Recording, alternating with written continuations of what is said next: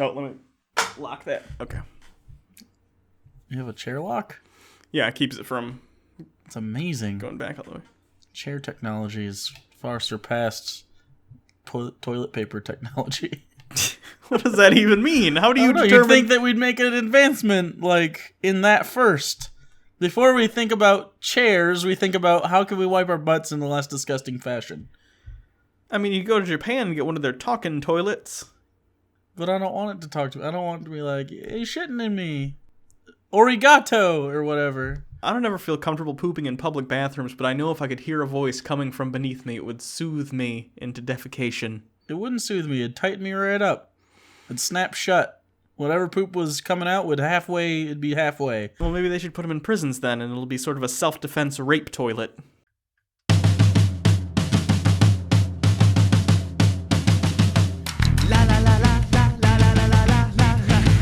Here we go.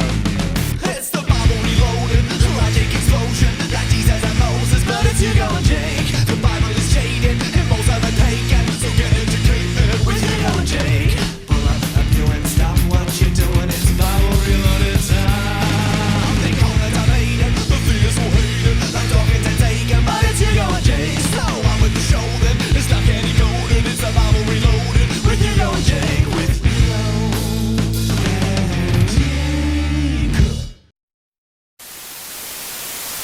Hello everyone, I'm Hugo. And I am Jake. And this is the Bible Reloaded. Again, it feels like it's been forever. This is episode 99 of the Bible study. BT dubs. Oh wow, that's kind of neat. We've been doing this for like 4 years now. That's too many years. That's And we're far not too even- many years. What are we? Are we 25% done? Oh yeah, we're definitely we're almost like halfway. a third. That's like a third. Oh, at nice. least. Okay, so for now we're us. only going to be here for 8 more years. Anyway, if you didn't see, we also have some other exciting news. I assume many of you saw this because we did post it to this channel already. But in case you didn't, the Quran Reloaded is also now live. It's a thing. Yeah, so if you want to see our sensibilities tackling the Quran in the same way that we do the Bible, you can go ahead and check that out at the link right here on the screen. We're doing it on a separate channel for a couple reasons.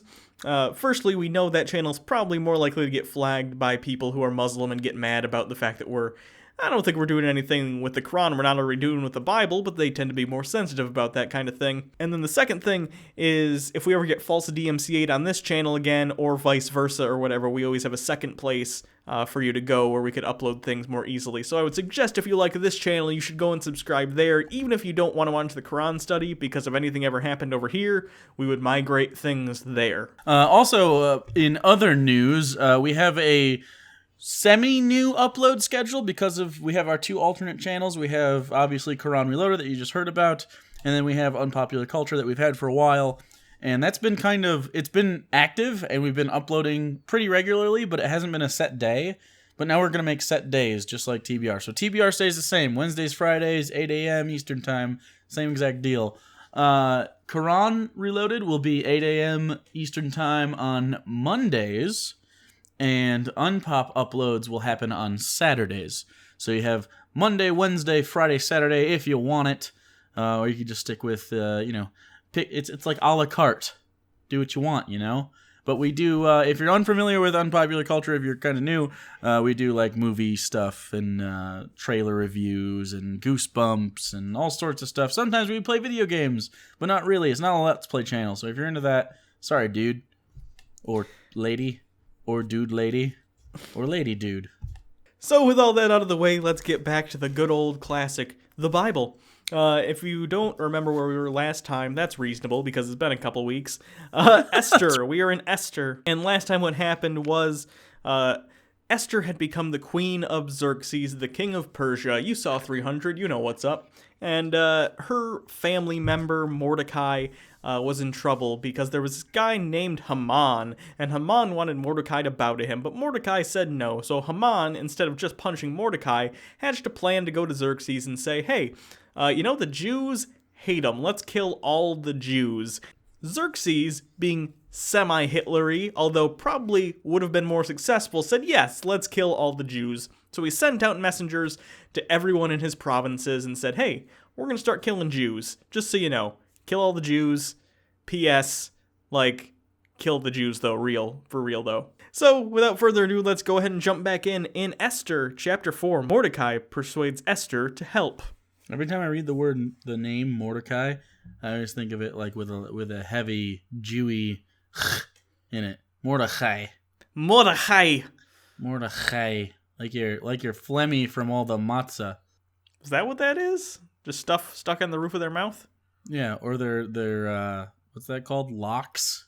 It's salmon on a bagel. It's too smushy for me. So like if dogs with peanut butter on the roof of their mouths could talk, they would sound pretty just much like Jews? that's why they have the thing going on.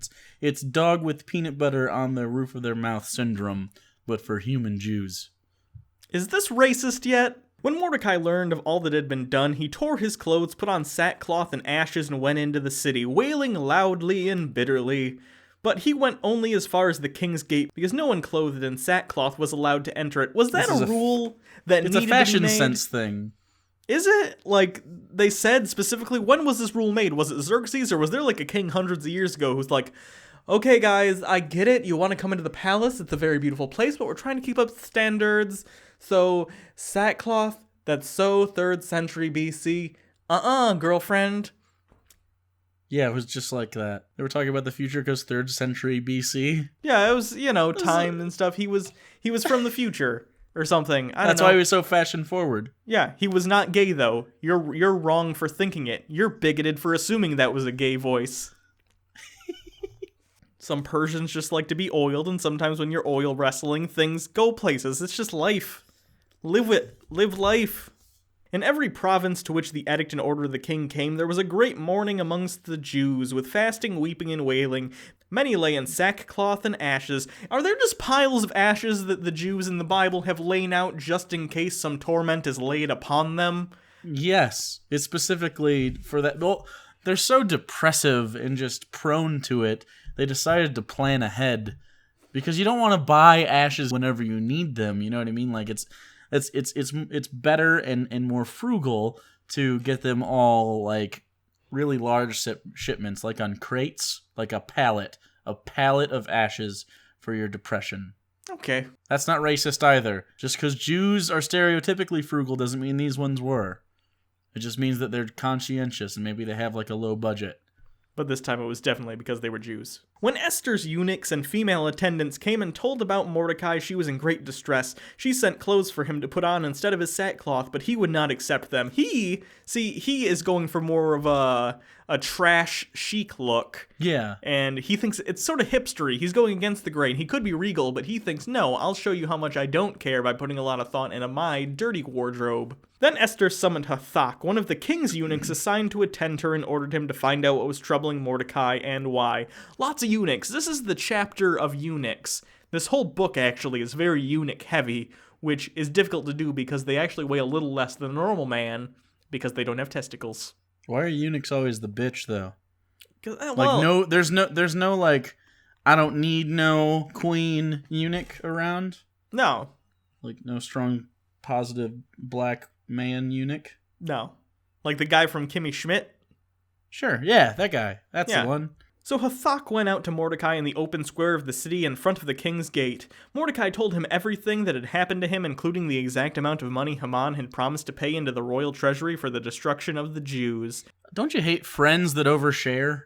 Yeah, like, come on, I don't need the whole story. I mean, really, it wasn't even relevant because at the end of the day, Xerxes said he'd do it for free, because Xerxes is just the kind of guy that doesn't need to get paid for genocide. He's just super happy about it. Which I get. It's nice to accomplish things, regardless of what it is. Like, some people have gardens. Some people kill Jews. Hitler had both a garden and killed Jews. He was a very industrious individual, and I think we should all respect that. He was the Renaissance man of people who also like to kill Jews. I don't think we know enough about Michelangelo to assume he didn't in his spare time kill Jews. Like, hey, today I'm gonna go paint the chapel. Tomorrow I spit on the Jews. That's what he sounded like. This episode is full of many stereotypes, none of which are accurate, and I almost respect us for it. Consistently batting 0 is almost as impressive as batting 1,000. Let's be real here. He also gave him a copy of the text of the edict for their annihilation, which had been published in Susa, to show Esther and explain to her, and he told him to instruct her to go into the king's presence to beg for mercy and plead with him for her people. That's like the Killing Jews Humble Bundle. Pretty much. Just gets a free book. Here you go. Also, Hathach if you would have spent 5 more shekels, you could have got this copy of XCOM. Hathach went back and reported to Esther what Mordecai had said. It strikes me that eunuchs feel a little bit like Persia's version of texting. Like, they don't have an iPhone, so you cut a dude's balls off. And then, so one eunuch walks up to the other, and he's like, LOL, IKR. And then you send another eunuch back, and he's like, winky face. I think they just think it's hilarious that because of the lack of hormones, eunuchs will tend to be larger than your average man of the time, especially because they weren't doing labor. So I think they think fat people running back and forth is hilarious, and frankly, so do I, so I respect that. Hathach went back and reported to Esther what Mordecai had said. Then she instructed him to say to Mordecai, all the king's officials and the people of the royal provinces know that for any man or woman who approaches the king in the inner court without being summoned, the king has but one law, that they be put to death unless the king extends the golden scepter to them and spares their lives. But 30 days have passed since I was called to go into the king. They have a weird custom. So Xerxes just doesn't let anyone come and see him unless he already wants to see them. That's a sad way to live your life. You'll never have any friends drop by. Or if they do... Never any surprises? No. Like, no what good news you weren't expecting? No bad news you weren't expecting either, though. That might be why. You certainly never get one of those 80s rom-com moments where John Cusack holds a radio up and then they jump in slow motion and the credits roll while they're frozen in air. Oh no, they're cutting Cusack's head off. Frankly, he deserves it. I don't know it. John Cusack seems like a nice enough guy. Probably drinks a lot, probably does a lot of drugs, but sure. You think he has that radio? If I were him, I would have kept that radio. You know how laid that radio must get him in the 40-year-old single mom demographic? So much. He's like 50, isn't he? So that's why he's shooting for 40. He's not kicking his coverage. Yeah. He's definitely doing better than average. Like, he knows he's not George Clooney, but he's not like Bruce Willis either. Yeah, but as long as you're John Cusack, you're not Joan Cusack, and that's just fine. I laugh, but it's true. When Esther's words were reported to Mordecai, he sent back this answer: do not think that because you are in the king's house, you alone of all the Jews will escape, for if you remain silent at this time, relief and deliverance for the Jews will arise from another place, but you and your father's family will perish. And who knows but that you have come to your royal position for such a time as this? So basically he's saying, hey, if you don't help us, like, God's gonna help us and make, like, another Moses or some shit, but, you'll die because he's going to find out you're a dirty Jew and he's been in your Jew hole. I feel so... Jew, we've talked about this last time. Jew sounds like a slur. It's absolutely not, though. Jew hole. Yeah. Jew hole. It's losing its meaning the more I say it. Everybody say it together with me. 1, 2, 3. Jew hole. Yeah, it was all right. I think I'm growing accustomed to it. It doesn't sound as wet as it did the first time you said it. Now it's kind of sounding like welcoming. Now I'm thinking like you could almost blow air over the top and do some folk music. It doesn't seem wet at all. It kind of sounded like Donald Duck. Cunnilingus Donald Duck.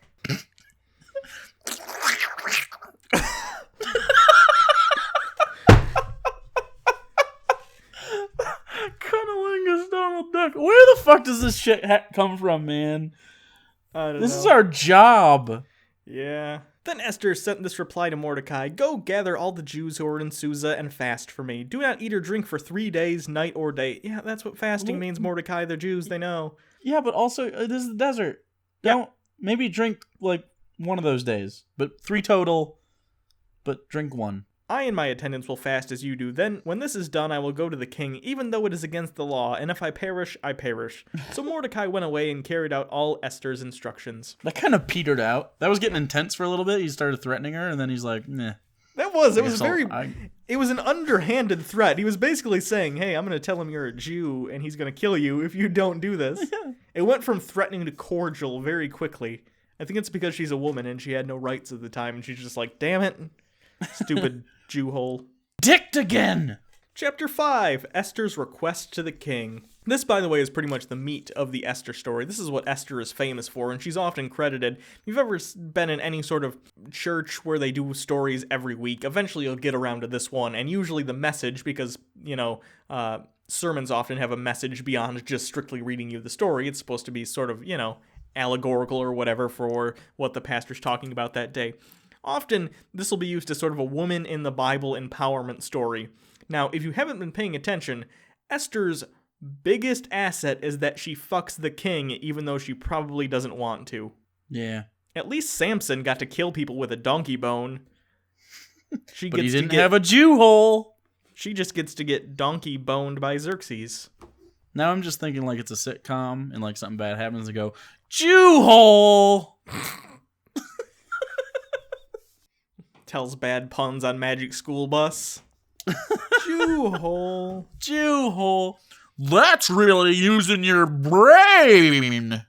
I don't know what that pun was of, but that's the pun that Jew hole used. Oh, okay. I get it. I get what you're saying. Bubbling lips. Jew hole. Hashtag Jew hole. What? On the third day, Esther put on her royal robes and stood in the inner court of the palace in front of the king's hall. The king was sitting on his royal throne in the hall, facing the entrance. When he saw Queen Esther standing in the court, he was pleased with her and held out to her the gold scepter that was in his hand. Gold scepter was a euphemism for his giant Persian dong. Do you think he may have had it gilded in gold? Yeah, it was a poor decision. He has no feeling in it anymore, but it's really impressive. If you leave just the tip, you could still do things, right? You could. I don't know why you'd Fleshy want to. tip, golden shaft. That's going to be the name of the second Sex Abacus album, by the way. Fleshy tip, golden shaft. All right. I can see it. So Esther approached and touched the tip of the scepter. Oh, so you're right. All right, cool. I didn't read ahead. Oh, that's serendipity for you.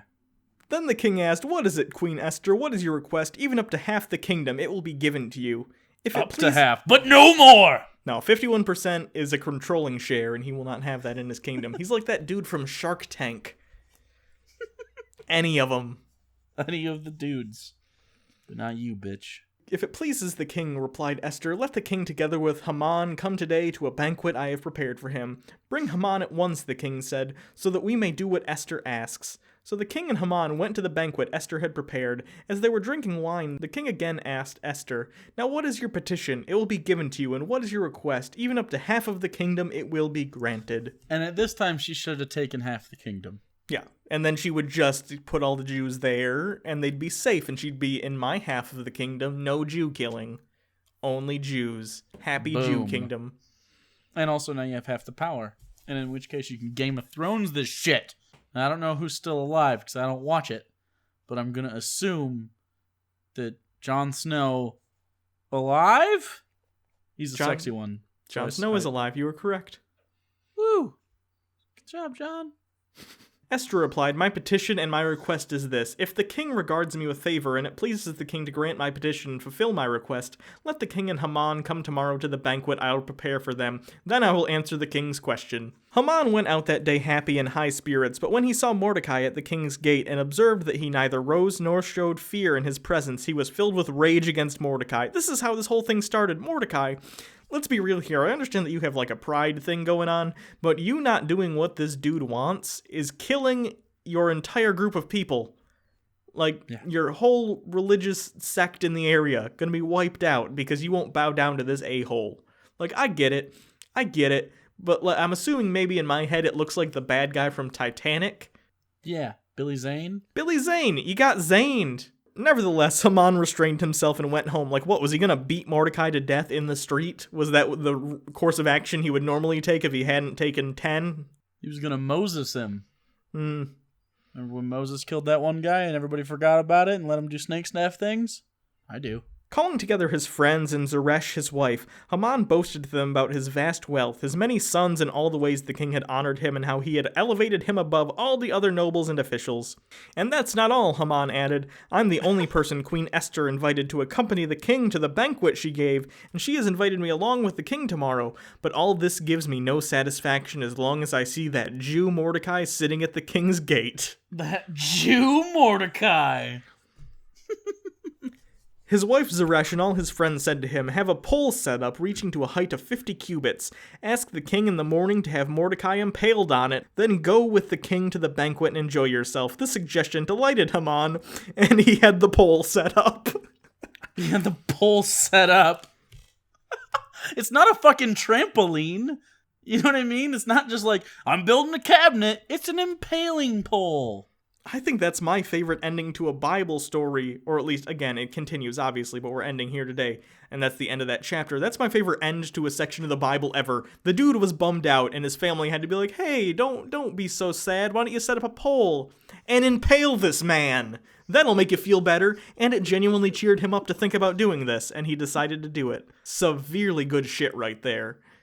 And I challenge you to find... he sticks with it. Jew hole. Yeah, we get it. I had to do one more. All right.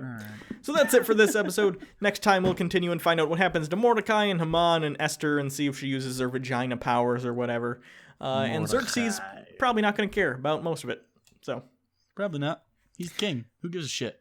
He's got a gold shaft. Fleshy tip. As we said, make sure you go ahead and head over to the Quran Reloaded channel. Again, link right here. Sorry, Jake, all the annotations you're having to do. Womp womp. You could also do the unpop. I did it to myself. It's legally, we contractually have to once we say it. You can also follow us on Twitter at Hugo Reloaded. You could follow me at Bible Reloaded. Hugo did that backwards. It was weird to me. It threw me off a little bit. Don't worry, though, because I'm going to bring it back around. You could also subscribe. Totally nailed it. You could donate to our Patreon campaign. That'd be super cool. Helps us do the show. We're going to do swag-velopes. We're going to do swag-velopes. Yeah. They're velopes with swag in them. So, until next time, I'm Hugo. And I'm Jake.